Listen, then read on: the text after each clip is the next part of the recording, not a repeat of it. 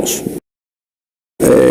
describiendo o interpretando lo que Chávarri, el fiscal de la Nación, solicita, tendrá que ver con lo que se viene cuestionando, sobre todo de sectores que están emparentados con los investigados, es decir, la señora Fujimori, el señor García, etcétera, el propio Toledo, que hay un monto que debe pagar Odebrecht, que son 610 millones de soles, que a varios, sobre todo también a este grueso sector, que critica el acuerdo y que, entiendo, a mi juicio quiere frustrarlo, les parece poco. ¿Vale la pena, por lo que se recibe a cambio como reparación, este acuerdo, a cambio de la información que se recibe? Absolutamente, porque esto soluciona, en principio, el resguardo de la información ya aportada por la empresa. En el caso hubiere fracasado el acuerdo de colaboración eficaz, toda la prueba testimonial se tendría por inexistente y la prueba documental estaría gravemente comprometida en su validez. De tal manera que lo primero que hemos conseguido con el acuerdo es proteger la información que ha originado 40 investigaciones en el equipo especial actualmente. Además, asegura hacia el futuro el ingreso de una muy importante cantidad de información que no solamente va a generar un envión dentro de las propias investigaciones ya establecidas, sino que va a generar nuevas líneas de investigación que corresponden a la averiguación de la verdad. ¿En todos los casos? El tema económico, sí, en todos los casos. Todos. En todos los casos en los que el Ministerio Público requiera de algún elemento que pueda estar en posición de ser aportado por la empresa. ¿Y los 610 millones? Los 610 millones corresponden a una negociación que ha sido escrupulosamente llevada por la Procuraduría Pública, respetando escrupulosamente, reitero, la ley y las fórmulas matemáticas que han estado establecidas dentro de un cambio legislativo que buscaba promover las colaboraciones eficaces. El marco normativo anterior desincentivaba la colaboración eficaz, y es este mismo Parlamento el que busca promover la eficacia de mayores colaboraciones eficaces, en donde a partir del premio la averiguación de la verdad se ve favorecida. Ahora, el monto es un monto equilibrado en base a una serie de factores que han estado claramente. So when I needed an e-commerce site with all the bells and whistles, I went to Fiverr and got one. It was so simple. I just searched, clicked, and ordered. Claramente determinados.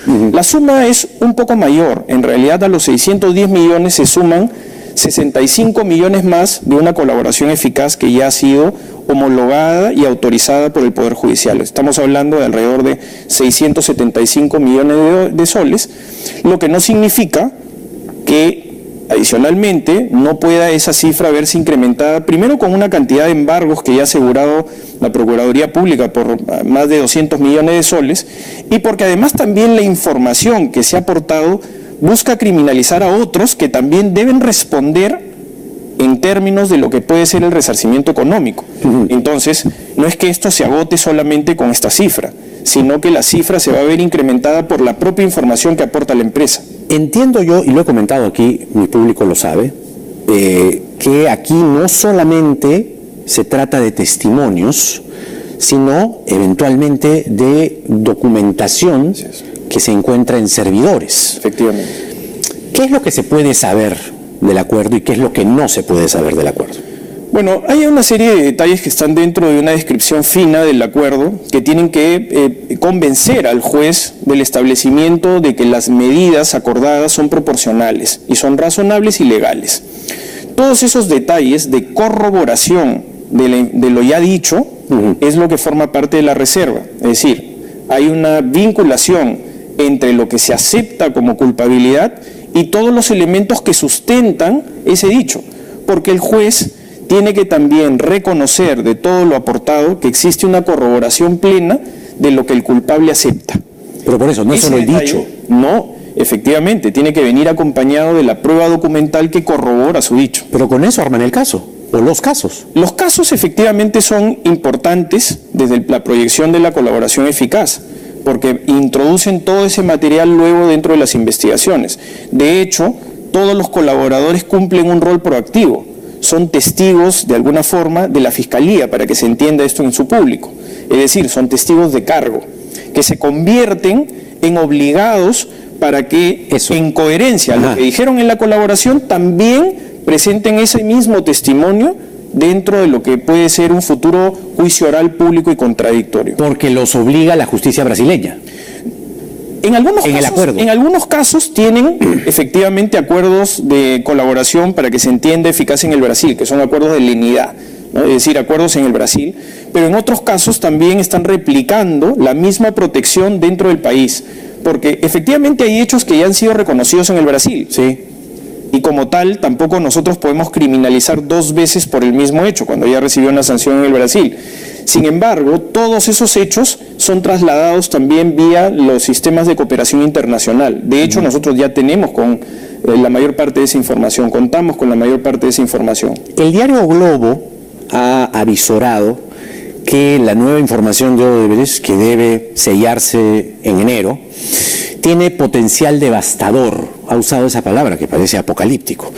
Y dice que se prevé una larga y fuerte tormenta sobre el gobierno y el Congreso del Perú por las próximas semanas. ¿Es eso cierto? ¿Está en lo cierto, Globo? No quisiera utilizar ningún tipo de adjetivo para lo que eventualmente podría corresponder al manejo de la cantidad de información que están obligados a aportar la empresa Odebrecht y sus ejecutivos.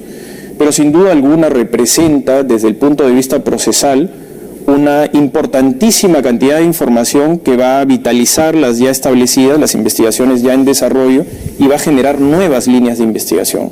Por tanto, para nosotros sí se trata de un elemento vital, ¿no?, pivot dentro de lo que corresponde al desarrollo de las investigaciones. Para traducirlo en términos y en lo que se pueda conocer de nombres, digamos, primero, ¿quiénes van a declarar? Bueno, todos los ejecutivos vinculados a Odebrecht que el Ministerio Público requiera están en obligación de comparecer ante los requerimientos de los fiscales del equipo especial. ¿Marcelo Odebrecht? Marcelo Odebrecht, sí, Jorge Barata. efectivamente. Jorge Barata, efectivamente. ¿Quién más? De lo que se pueda Todos saber. ellos, de los que se pueda saber, en realidad cualquier ejecutivo, hay algunos que ya han declarado, ¿no? De hecho, el señor Nostre ha declarado, Sí. ¿no?, el señor Bill. En realidad hemos tomado más de 30 declaraciones en el Brasil en septiembre y en octubre. En abril también, ¿no?, porque ya han sido objeto de cooperación las declaraciones, por ejemplo, del señor Mameri y el señor Migliaccio, dentro de este mismo espíritu de colaboración de la empresa Odebrecht, de aportar elementos dentro del desarrollo de las investigaciones en Perú.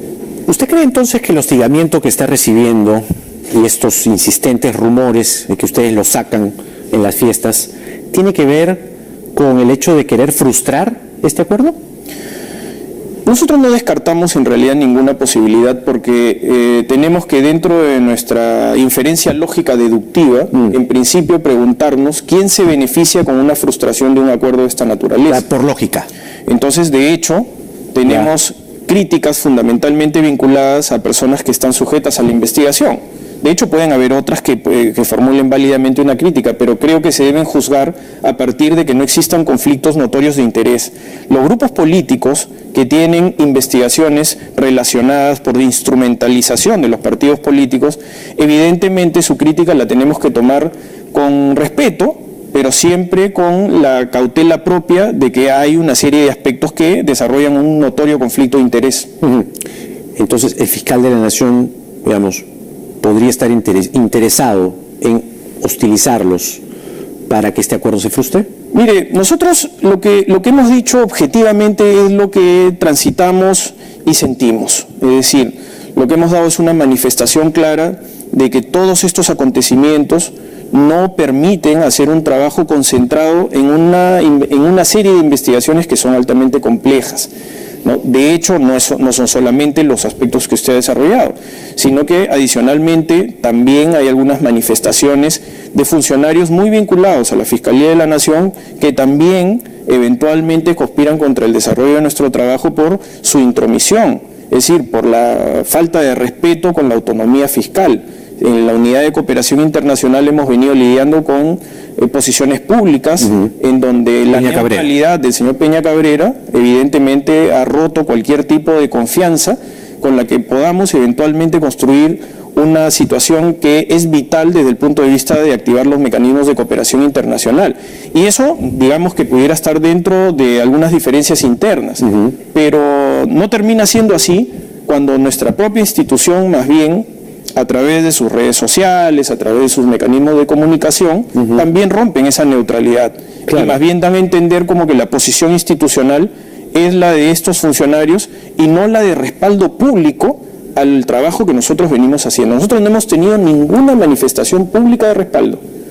Sin embargo, sí hemos tenido permanentes réplicas de crítica por parte de las redes sociales, de la propia institución, en donde esa vinculación, incluso relacionada con un comunicado que en algún momento de manera espontánea mostró solidaridad en la Fuerza de Tareas Lavajato de Curitiba, fue materia más bien de un oficio de la propia Fiscalía de la Nación a la señora Procuradora Raquel Doche en el Brasil, motivando una respuesta un día antes de la audiencia de la señora Keiko Fujimori y del resto de investigados, el señor Clemente Jaime Yoshiyama Tanaka y otros más que eran vistas sus causas al día siguiente. ¿Cómo se sintió usted con eso? Porque, vamos, el equipo paralelo, como si fuese el equipo especial pero del Brasil, respaldó públicamente y reconoció el trabajo que están haciendo, que no es fácil trabajar en una oficina completamente hacinada, con un fiscal de la Nación que les lanza cada día que puede, digamos, en sus redes sociales mensajes de hostigamiento, de hostilización. Este equipo especial del Brasil les reconoce el trabajo y luego, de acuerdo a lo que se ha visto, ¿no?, el propio fiscal de la Nación y su equipo va a buscar precisamente que desmientan ese comunicado. Es decir, no hay peor manera de resumir y de sintetizar, una manera de decir, te quiero cansar. Vete. Bueno, además hay una coincidencia en la fecha, como le hacía referencia. Un día antes. Se produce un día antes de una audiencia trascendental en donde más bien nosotros buscamos respaldo de la institución y no este tipo de información que además fue ampliamente difundida por las redes sociales de la propia institución, poniendo en conocimiento lo que desde nuestro punto de vista representa un acto de mezquindad, porque la espontánea solidaridad de la Fuerza de Tareas Lavajato... Mezquindad del fiscal. Esto, bueno, en general de las redes sociales públicas. Bueno, pero las maneja el fiscal, pues. No, bueno, efectivamente, ¿no? Porque eso es de público conocimiento y es fácilmente comprobable. ¿Es solo mezquindad o los van a sacar? Porque, mire, hay gente, converso con mucha gente, están dispuestas a salir a las calles. O sea, hay gente que está realmente pensando estar en vigilia en esta Navidad, otra Navidad, digamos, con tormentas, ¿no? ¿Cómo se siente usted con eso? Es decir, ¿lo van a sacar? Mire, yo no quisiera generar un comentario al respecto, porque en principio esa es una atribución del señor fiscal de la Nación. Nosotros, evidentemente, tenemos un planeamiento cotidiano casi, pero desde el punto de vista de la estrategia no tenemos el clima que nos pueda permitir proyectarnos más allá del día a día, porque convivimos con ese tipo de sospecha y con ese tipo de información cotidiana que evidentemente nos produce una absoluta incomodidad en el desarrollo de nuestras actividades cotidianas. Nosotros quisiéramos más bien que ese rumor se hace absolutamente zanjado por parte de la institución, es decir, que se diga por último que somos respaldados en nuestro trabajo, porque no hay otra manera de que este tipo de investigaciones pueda afrontar las grandes presiones y poderes que hemos confrontado a partir de tomar la decisión de activar incluso medidas graves pero necesarias contra las organizaciones criminales. Claro, entonces, digamos, no el hostigamiento o esta presión con la que trabajan no tiene que ver con que hayan hecho malas cosas, sino si uno comienza a armar el rompecabezas, ¿no? Todo ocurre un día antes de la audiencia de la señora Fujimori. La señora Bartra se aparece en el Ministerio Público, se reúne con el fiscal de la Nación. El chat La Botica demuestra una cercanía. O sea, vamos, o sea, camina como pato, ¿no? Tiene, ¿no?, patas de pato, etcétera. No sé, o sea, la impresión que uno tiene es que el fiscal de la Nación está trabajando coordinadamente con el fujimorismo. Bueno, a eso yo debo sumar también que el jefe de una unidad tan importante como la unidad de cooperación dé una entrevista pública en donde además sugiera que se tomen medidas coercitivas contra determinadas personas en una evidente intromisión y que además busque instalar en la conciencia colectiva lo que es el discurso de los detractores justamente del equipo especial. Es decir, que hay una cierta selectividad en lo que es el manejo de las investigaciones, cosa que nosotros evidentemente hemos rechazado. Justamente creo que a propósito del acuerdo con Odebrecht, sí sería bueno poder explicarle a la gente, creo yo, y yo lo considero también necesario, porque, claro, se dice de cierto sector, solamente investigan a Fuerza Popular, solamente dictan el impedimento o solicitan el impedimento de salir del país a García. no hacen nada con Susana Villarán, no hacen nada con Ollanta Humala. Y entiendo que estos dos últimos casos que le menciono, Ollanta Humala y Susana Villarán, estaban bastante avanzados. Es decir, ¿cuándo se va a resolver esto? Ahí hay que establecer algunas precisiones. A ver. Porque en principio se ha tratado de vincular al fiscal José Domingo Pérez Gómez como que él tuviera todas estas investigaciones, y eso no es verdad. Nosotros somos un equipo de 4 fiscales. Es un equipo corto, es verdad, con algunas limitaciones propias de más bien no tener el respaldo correspondiente. Pero ese equipo ha dividido también las investigaciones. Algunas de ellas, a las que usted ha hecho referencia, están en cargo del fiscal Germán Juárez Atoche. Correcto. Que es un fiscal que está trabajando proactivamente, pero que también tiene que necesariamente contemporizar con circunstancias propias, como por ejemplo el haber heredado investigaciones que ya tenían una definición procesal del equipo especial anterior. El caso de la señora Villarán, nosotros como equipo especial nuevo lo hemos heredado ya con medidas coercitivas tomadas por el equipo especial anterior. Por tanto, modificar esas medidas ya tomadas implica de todas maneras un esfuerzo de obtener nuevos graves elementos para que el fiscal pueda analizar el cambio de una situación. O sea, el peligro procesal. Exactamente, que eventualmente para que lo pueda recién analizar a partir de esa situación. Lo mismo sucede en el caso del señor Moreno y de otros investigados. En ese aspecto, el caso del señor Humala, por ejemplo, hemos conocido públicamente que el día de ayer se ha resuelto la última tutela de derechos planteada en el ejercicio de la defensa. Algunos podrán interpretar que esa maniobra era probablemente dilatoria, ¿no? Claro. Pero digamos que dentro de la posibilidad... O sea, el último escollo ya se resolvió el día agotó. de ayer. Entonces, ¿qué viene con Humala? De tal manera que antes de eso, pedir que la situación jurídica del señor Humala y la señora Heredia haya sido resuelto, mantenía una imposibilidad jurídica. Eso demuestra, la resolución del día de ayer demuestra que lo que nosotros dijimos siempre estuvo dentro del ajuste de la legalidad, porque no había posibilidad de cerrar la investigación hasta que esta resolución no sea definida por parte del juez Concepción Carhuacho. Resuelto esto, claro, resuelto esto, entonces, ¿qué viene? Resuelto esto, existe ya la atribución del fiscal de poder cerrar la investigación y evaluar las pretensiones acusatorias del Ministerio Público. Ah, eso está entonces ya a la vuelta de la esquina. Por supuesto, claro. ¿Y de qué estamos hablando? Pero Que antes no se podía. No, claro, de acuerdo, no se podía, pero ahora digamos que ya se puede. Está plenamente dentro ya de la atribución del fiscal Juárez Atoche, que debe tomar una decisión, entiendo yo, en estos días, ¿no? Y en estos días él ya debe formalizar la acusación, es lo que me está diciendo. Primero tiene que poner fin en la investigación preparatoria. Ya. Y después de eso la ley establece que el fiscal tiene 30 días para redactar su acusación. Ya, estamos hablando de enero. Un juez. Ya. Ese juez tiene que hacer un control de legalidad de la acusación.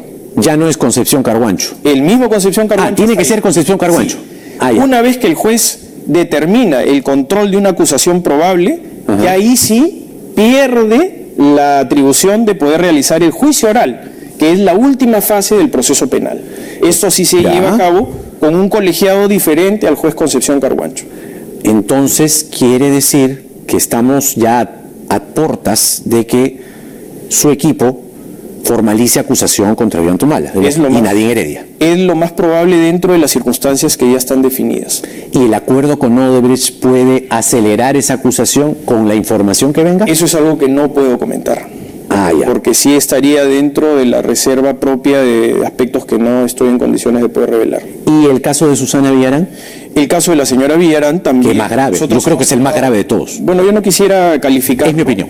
¿No? Porque para nosotros las investigaciones tienen una progresividad, ¿no? Tienen una mutabilidad que está orientada a no solamente a copiar prueba de cargo, sino también de descargo, de tal manera que hay un límite de objetividad que no me permite tener un juicio de valor, sino a partir de lo que los fiscales en determinado momento de manera autónoma vayan a definir. Ahora, en el caso de la señora Villarán, es de público conocimiento que las diligencias realizadas en el Brasil, muchas de ellas han incorporado mucha información que tiene, por supuesto, que ser de mucha utilidad para el desarrollo de las investigaciones y sus conclusiones. Una duda a propósito del acuerdo con Odebrecht. ¿Se piensa también establecer acuerdos similares con las constructoras locales de aquí del Perú, que de alguna forma, no, de muchas formas, estuvieron vinculadas a Odebrecht? A ver, aquí hay que establecer una precisión. la ley lo que busca es incentivar este tipo de mecanismos, de tal manera que la voluntad de las personas jurídicas está definida porque puedan también aportar información relevante a las investigaciones. Esto tiene que ser objeto de un peso específico de parte de los fiscales, porque tampoco se acepta la colaboración de alguien que más bien no aporta nada novedoso. Y las constructoras de acá no aportan... No digo eso. Lo que quiero decir es que ese es el procedimiento dentro del cual el fiscal analiza la información que le es puesta en su conocimiento. Desde el punto de vista procesal, se trata de una herramienta sumamente útil en la averiguación de la verdad, porque revela aspectos que de otra manera el fiscal tal vez estaría imposibilitado de poder llegar a conocer por la propia clandestinidad de las formas en las que se ejecutan los delitos. Claro, claro. Ahora, ya que estamos hablando de investigados, esta semana El Comercio publicó una fotografía en la que se celebra el cumpleaños de César Inostroza y aparece la jueza Jessica León, que es una de los 3 magistrados que tiene que decidir la excarcelación de la señora Fujimori. Y también hay un chat que se llama Amigos de Cecita Arache, César Inostroza, en el que la señora María Jessica León también es parte de estos diálogos. Pero ella tiene que resolver el futuro penal de la señora Fujimori, inmediato.